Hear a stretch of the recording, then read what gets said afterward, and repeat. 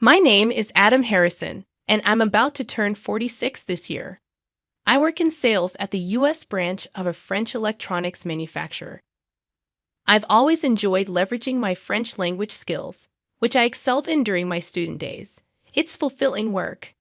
When I was younger, I spent about 3 years posted at the company's headquarters in France, and I've returned several times for training and business trips. Despite leading a busy life, I never made time for romance, and I remained single even after turning 45. However, fate had other plans for me last year. On my way back from visiting a client, as I walked down the main street in front of the office, a large man in front of me suddenly collapsed in pain, clutching his stomach. I rushed to his side and asked if he was okay, but he seemed to not understand my words. Speaking to him in French, he explained that his chest hurt and asked me to call an ambulance. I dialed 911 on my mobile phone, and while I was on the call, a sophisticated woman in her 60s approached us, asking what was happening. I explained that the man spoke only French and was having chest pains. She identified herself as a nurse and took charge, asking the man about his pain and checking his pulse.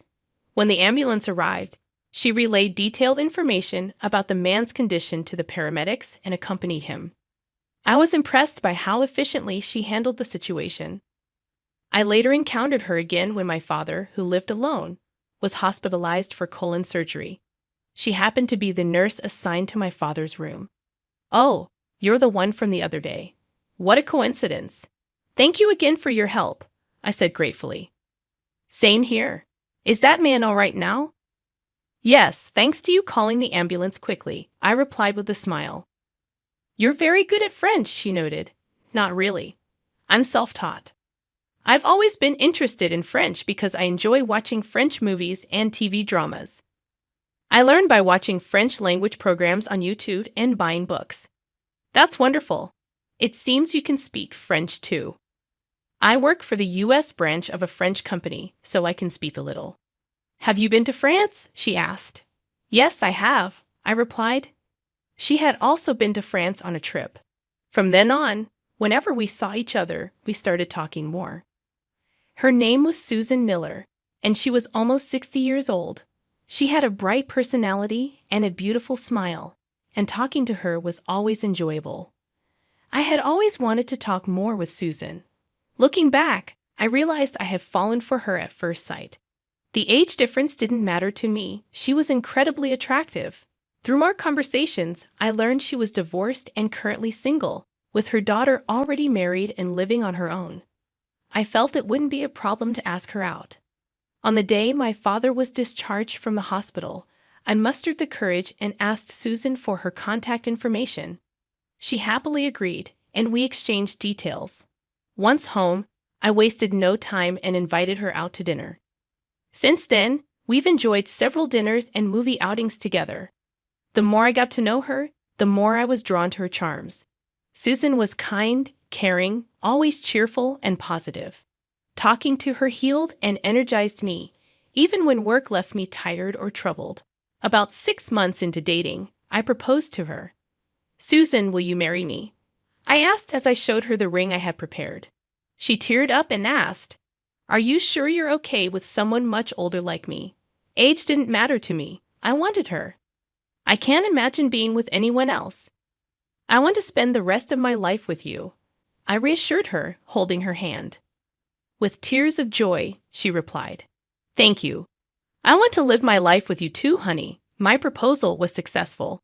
Susan didn't want a wedding ceremony, but when she turned 60 and retired from nursing, we took a 2-week honeymoon to Bordeaux and Paris in France. It was a lavish trip to celebrate her 60th birthday and retirement. We stayed in luxury hotels and dined at 3-star restaurants. Having saved quite a bit since being single until 45 and without any particular hobbies, it felt like a perfect way to start our new life together. Therefore, I could afford that extravagant trip. Susan was delighted, and seeing her frolic like a young girl made me glad we went. One morning, about half a year into our married life, I was called by my boss just as I was about to head to work. The president of an important client at our headquarters in France is coming to the U.S. with his wife. We're hosting a dinner party, and I'd like you to attend with your wife. My boss Ryan said, specifying the date. I'll let you know the place once it's decided. Understood, I replied, noting it down. Suddenly, Ryan laughed. To think you'd have a wife, huh? I thought you'd never get married. Good for you, finding someone with peculiar taste. His scornful gaze met mine. Ryan wasn't around the same age as me, but he always boasted about his much younger and beautiful wife. He constantly belittled me, suggesting I must be lonely being single at my age, or that no woman with peculiar tastes would marry someone like me. To still hear such things even after getting married irked me, but I kept silent. I worried about exposing Susan to potential unpleasant comments from such a boss, but it was an order, so I had no choice. The day of the dinner party arrived. I took Susan to the specified restaurant, an upscale steakhouse. After saying the name of the person who made the reservation, we were guided to a private room where Ryan and his wife were waiting. True to Ryan's boasting, his wife was indeed a slender beauty like a model. Thank you for your patience, Ryan, I greeted him. Ryan looked at Susan, who was standing behind me, and said, Adam, why did you bring your mother? You promised to bring your wife, didn't you? Hearing those words, anger rushed to my head. He had a malicious smile on his lips, probably knowing full well what he was saying. That level of harassment was almost impressive. She's not my mother. Let me introduce you. This is my wife, Susan, I said firmly. Susan offered a forced smile, but I could tell she was hurting inside. I couldn't forgive Ryan for insulting her. I decided then that if he made another disrespectful remark, I would not hold back my response. Soon after, our client Lewis arrived with a young employee guiding him. Nice to meet you, everyone. I'm Lewis. Excuse me, but my wife Emma is in the restroom. I'll introduce her later, he said in French. Ryan, his wife, Susan, and I all introduced ourselves in French.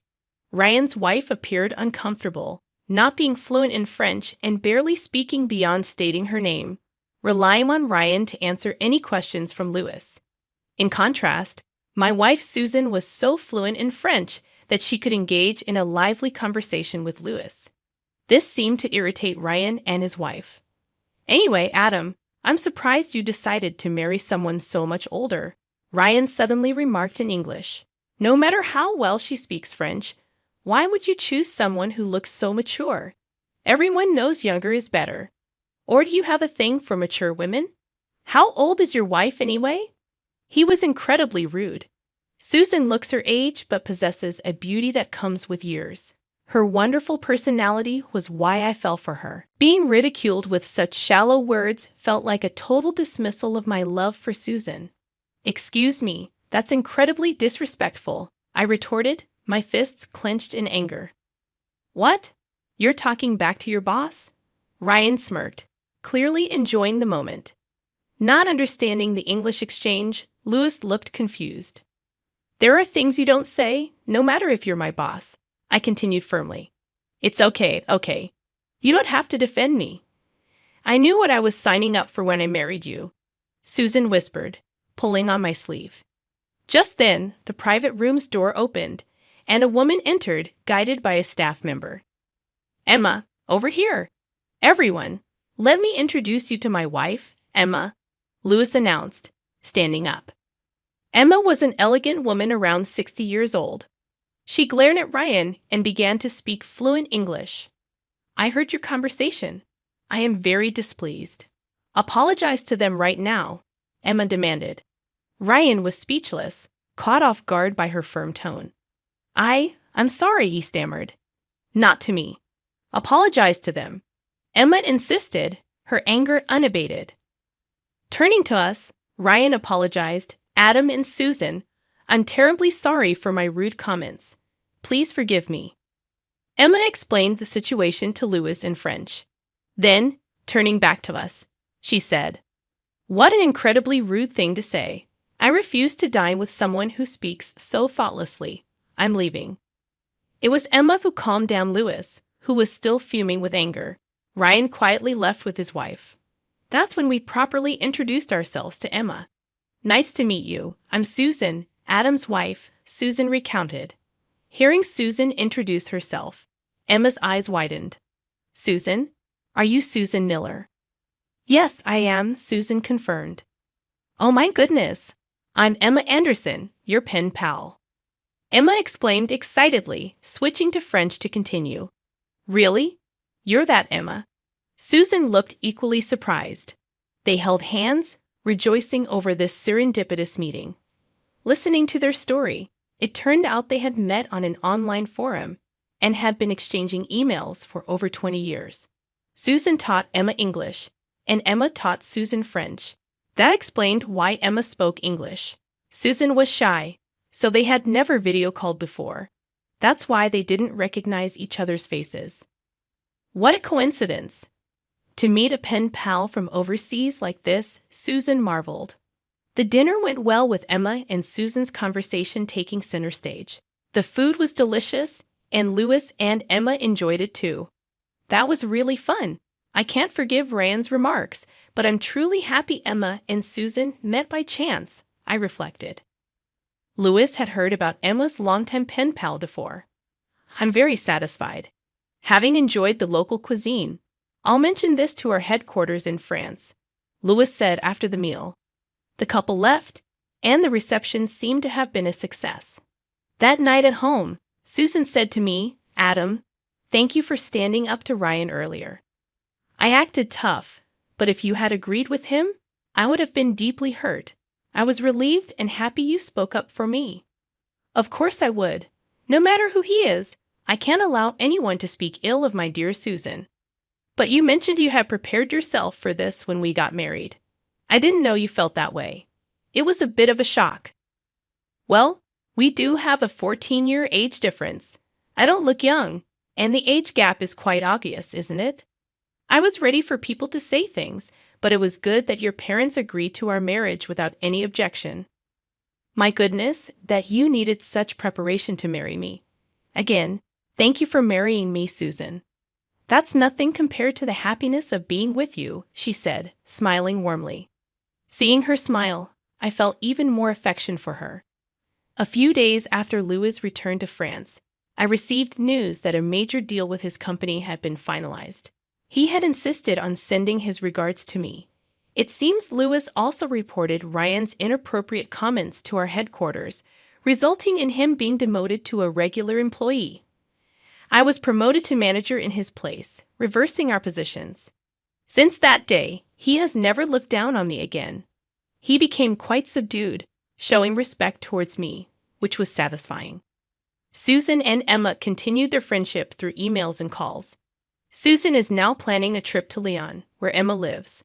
Seeing Susan excitedly talk about it, I wanted to continue to protect her smile. I want to make her happy, that's what I thought.